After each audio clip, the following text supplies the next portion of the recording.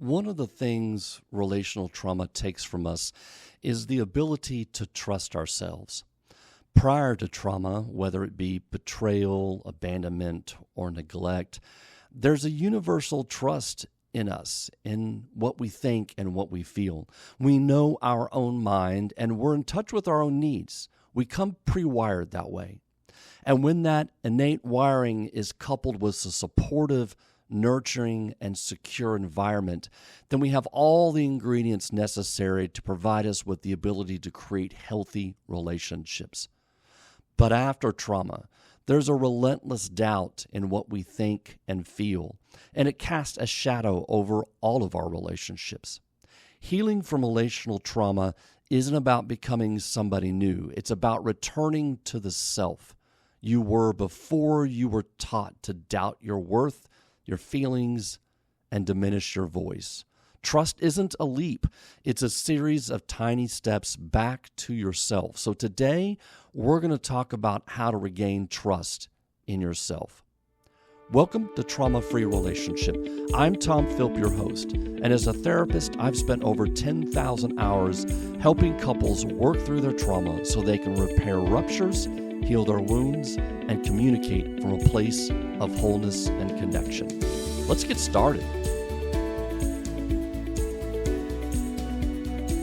Okay, as I mentioned in the opening, we're going to talk today about that one of the things that trauma robs or takes from us, and that is our ability to sort of trust ourselves, to trust our own feelings, to trust our own thoughts, to trust our own instincts. Because oftentimes after trauma, especially relational trauma, complex trauma, or attachment trauma, they're kind of all linked together, we really begin to question ourselves. And there's this sort of lingering doubt inside of us. So I want to just kind of walk through what is it like to lose trust in yourself. This may be some of your own mindset and some of what happens inside of you, your internal world. You may not experience all of these, but you might experience some of these. And you can kind of go through and just make a little mental note if any of these apply to you. So whereas you were once confident and driven, now you second guess a lot of your decisions. You second guess, as I said, your own sort of gut instinct.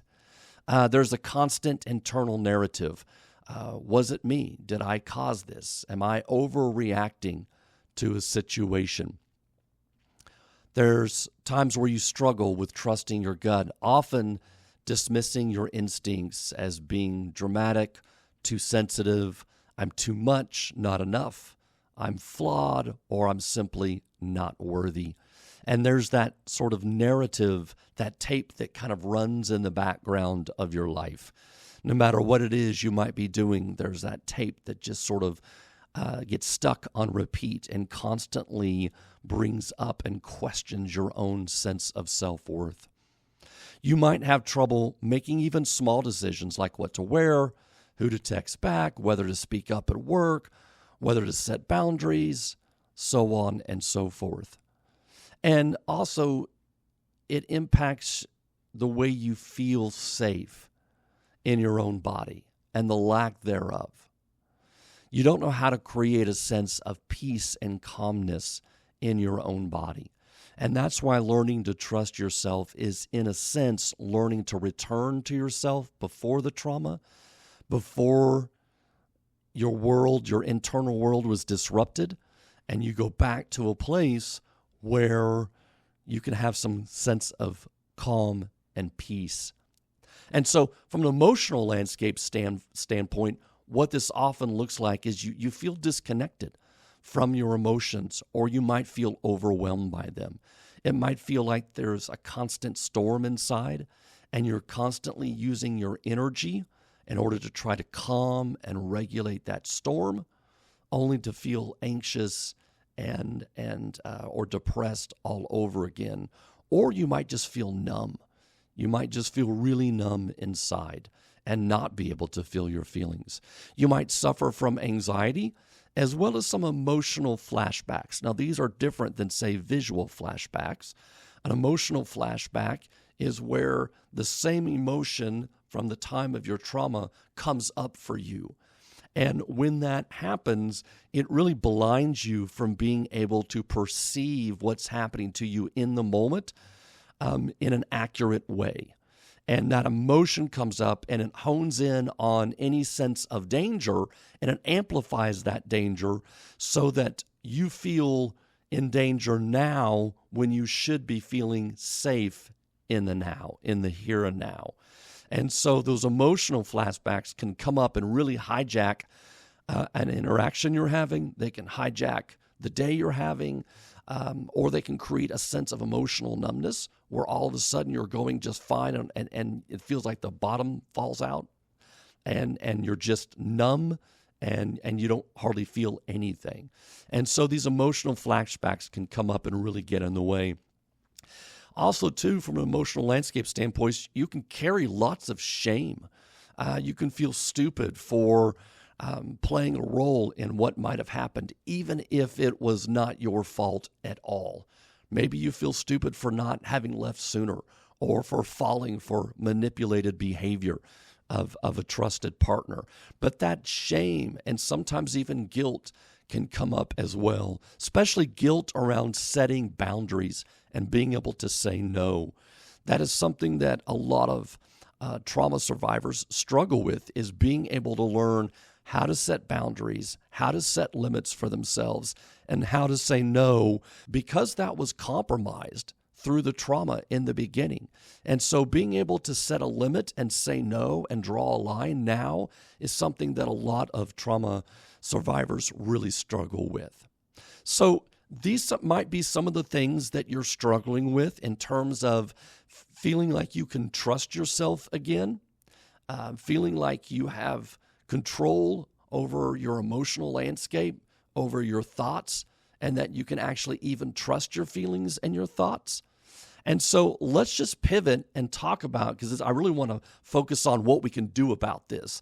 I described just a second ago these different things you might be struggling with, and we don't need to swim in that pool because you get it. You understand. If you're listening to this podcast, you're probably struggling with trauma anyway, and I don't need to sort of keep pushing your head under the water there, making you feel stuff over and over and over. So let's pivot. Let's talk about what can we do in order to try to gain a sense of internal trust in your life again. Well, I think there's a couple of things, and you pick out some that work for you. So one of them is journaling. I know you've probably heard this. It seems like every therapist in the world talks about it. It doesn't work for everybody. I fully admit that.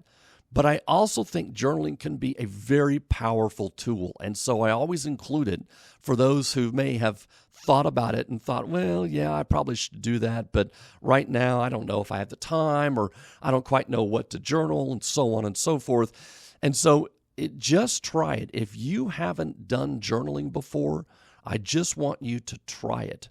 Because oftentimes what we think, and this is a fallacy, is that somehow we're going to gain clarity and then take action. And that's not really the way it works. Oftentimes, we gain clarity from action. We have to take action first. We have to do something first.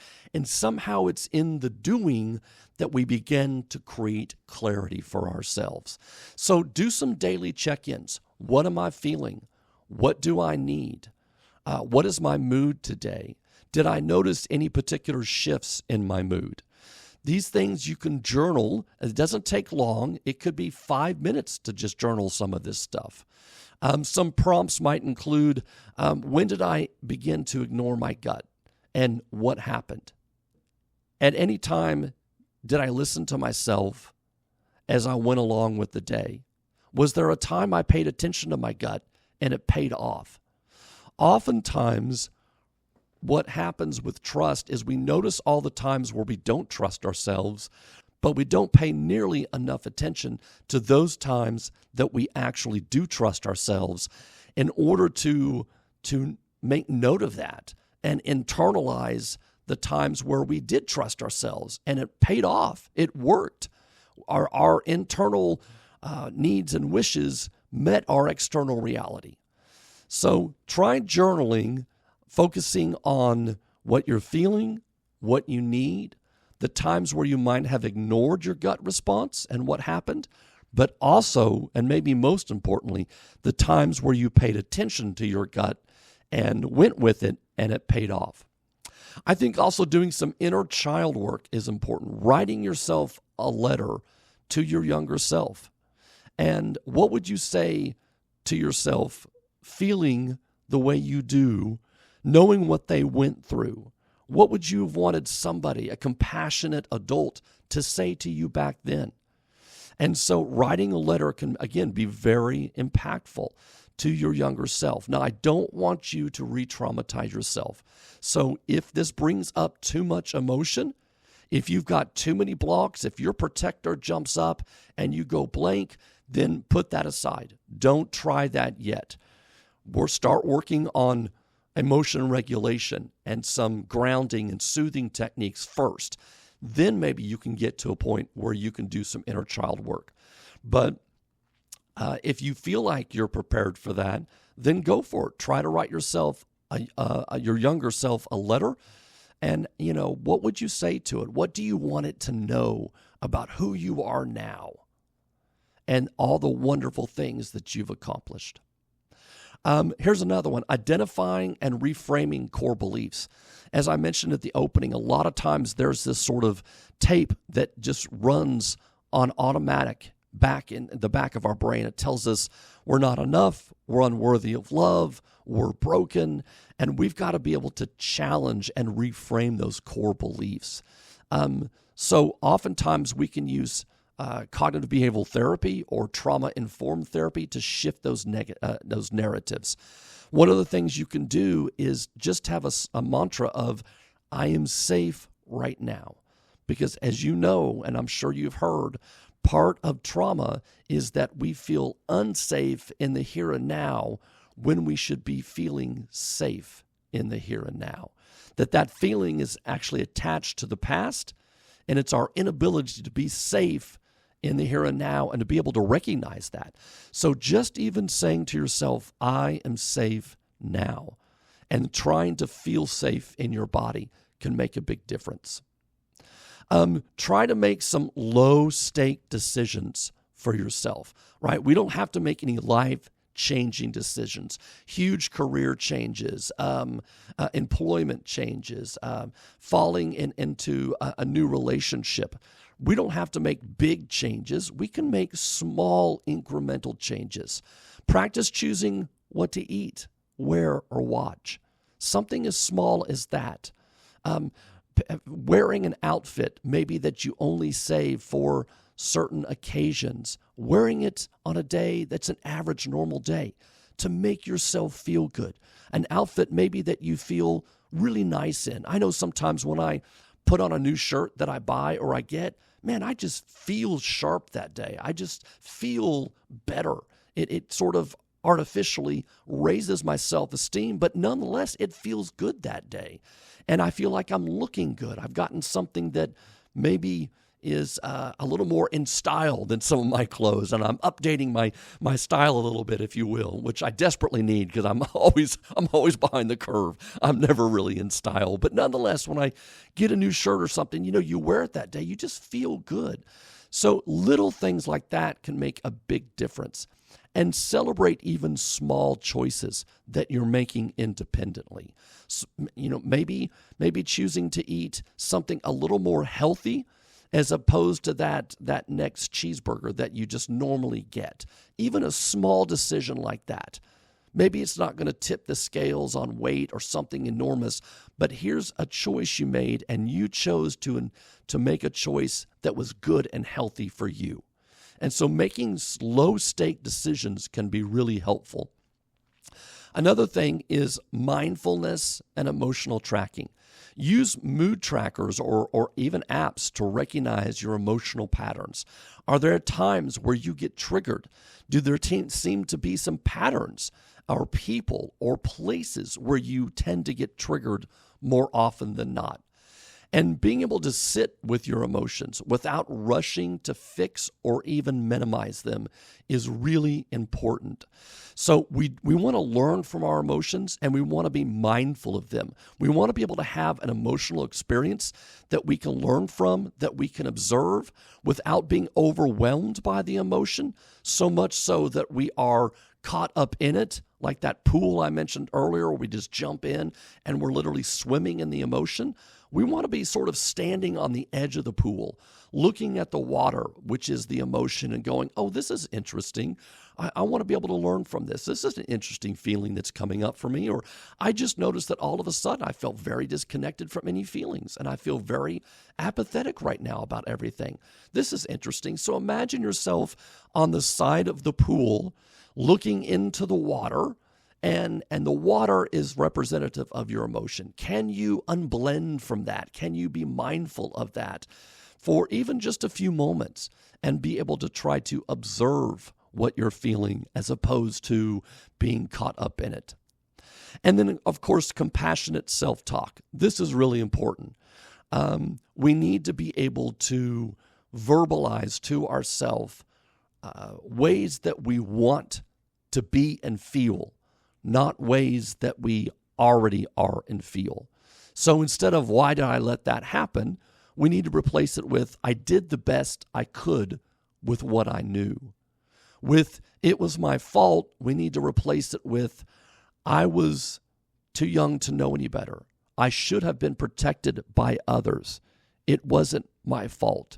We need to be able to develop a deep, nurturing inner voice.